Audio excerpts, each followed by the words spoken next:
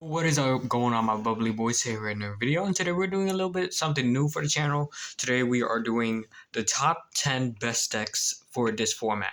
So the Banlist just dropped for September 2023, and we got some pretty interesting cards banned. So Arise Heart, rest in peace. Not really, because nobody liked you anyways.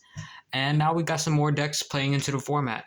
It's now that the new Walking Macrocosmos is banned. A lot of like the graveyard decks and all that can actually play this format.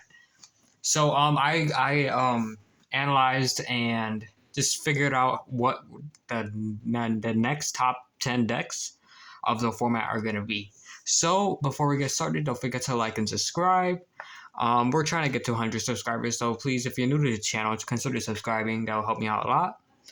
And then I won't waste any more of your time. Without further ado, here we go. Alrighty, for number 10, I think TrapTrix is definitely going to be one of the best decks, just for the reason being that it can make Abyss Dweller. Abyss Dweller is insane because like a lot of like the graveyard decks like Tearlaments, Unchained, and just I think Purrely a little bit too. I'm not sure though, because they can't like. Yeah, I don't think. I mean, I think Purrely can play through Abyss Dweller. I'm not too sure about that though. Correct me if I'm wrong on that. But Abyss Dweller does beat the best deck right now, which is Unchained, and Abyss Dweller is insane this format against all the graveyard decks. So definitely a deck that like can abuse like literally any Xyz level 4, and it doesn't even have to be Xyz. It could even be other monsters too. And you can even play D Shifter. Like I tried out D Shifter and TrapTrix. It was really insane. And you can even play D Shifter and TrapTrix. So that's what I love about this deck. Like it doesn't really rely on the graveyard too much. So like if people are playing D Shifter or like something like that, you don't need to really worry about it. And then you just set up your board and you're just good. And what I also like about this, like Nib is getting really more popular this format. So I think that TrapTrix being Nib proof because of Rafflesia is gonna be really insane. And it's not really an expected deck. Like no one really expects it, so it's not like one of those decks that like people are really prepared for. I mean, when it was like first hyped and then all that, like it was kind of like prepared for because nobody really knew how to counter it. But now people don't really prepare for it. But also, it's really kind of a good deck to use right now. And it also is unaffected by traps. So like cards like Escape of the Unchained do not affect these TrapTrix monsters, the extra deck ones at least. And after that, Lab and Unchained are like pretty easy matchups, in my opinion. As long as you like run more of the non-destruction trap hole cards, like I think Floodgate. As long as it's like not a link monster, I mean, you could use Floodgate. I forgot what the other ones that don't destroy, but I think there's some other ones that don't destroy too. But overall, this deck is actually really nice. And it could play evenly matched. Mostly you want to play evenly matched with TrapTrix, and evenly matched is a pretty good card this format for like this board breakers wise. So it's really insane. So the next deck is Dark World. Dark World, I think, is a deck that some people don't really expect. If people are not prepared for it, they're definitely gonna lose the matchup completely. And that's what I love about this deck. So people are not properly prepared for it. So like if people don't get their D shifters or droves ready, this deck is just gonna dominate the whole event, which is kind of insane. And it just has a good matchup against anything if it's going first. And it can play through a lot of negates, which I like a lot. And it's just really good going second because you have like Grapha and all that like to break boards and stuff. And then you have Tactics too, Tactics Thrust and Tactics Talent.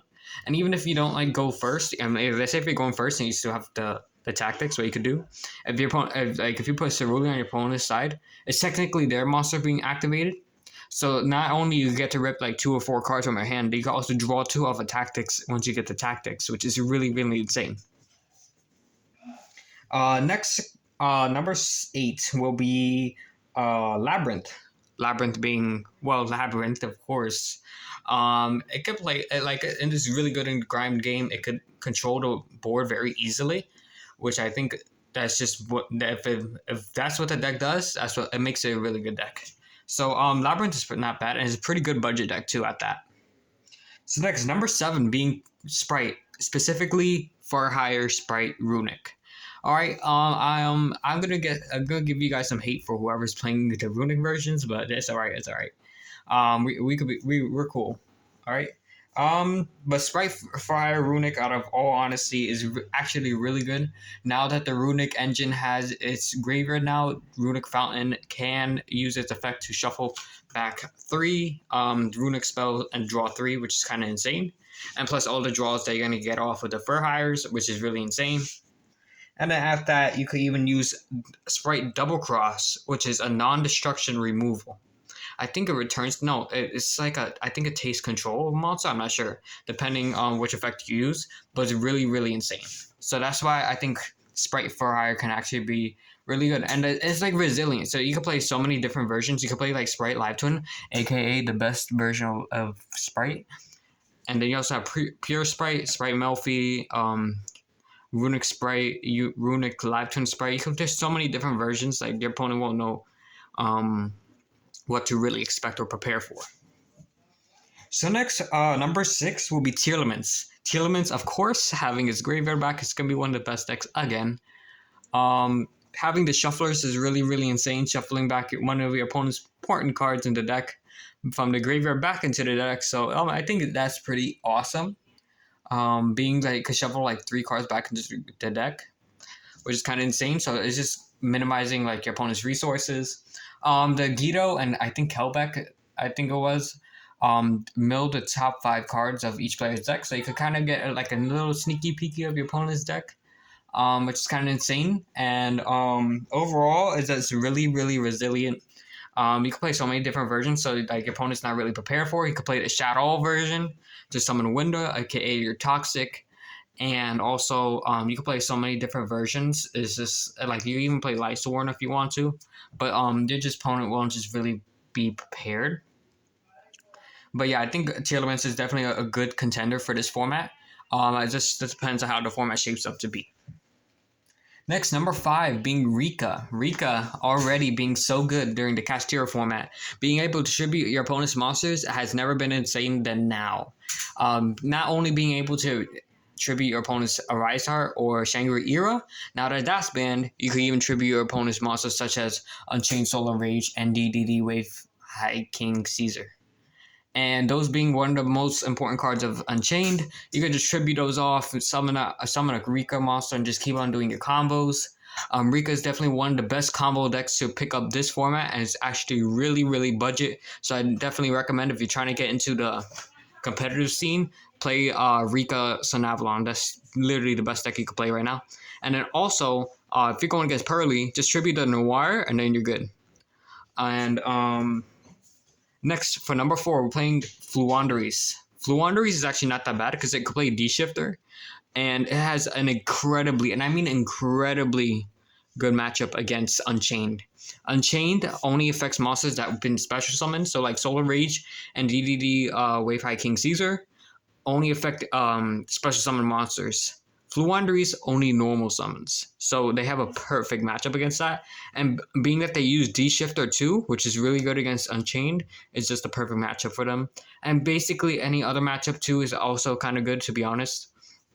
It's just they have that freaking M-Pin Floodgate. It just makes it so insane. So that's why it's all the way up in this list. Alrighty, sorry about that. My phone decided to not work for some reason, so now so let's continue on for the video. So number 3 going to be branded for the because Puppet Lock specifically like Chimera branded is like really, really good this format, because like Chimera still pops a card in the hand, which is kind of insane. So you already have an advantage at that. Komodo and Mirror Sword now being an extra 2 interruptions, and whatever your branded engine does, which is so insane. I just think that's so good, and you can even Puppet Lock if you so desiredly choose to do, which I definitely hate you for that. Just kidding. Anyways, next we have Purrely. Purrely being one of the best decks in this format, and I mean I'm saying like tier 1, tier 0 type of deal, because just Purrely, just everybody running like less books now or no books at all is actually making Purrely really, really insane now, because now they don't really have to worry about like so many books in people's main decks. So now people are like citing or maining books. I mean, not as many books then at that. But now Purrely's in a way better spot thanks to the ban list.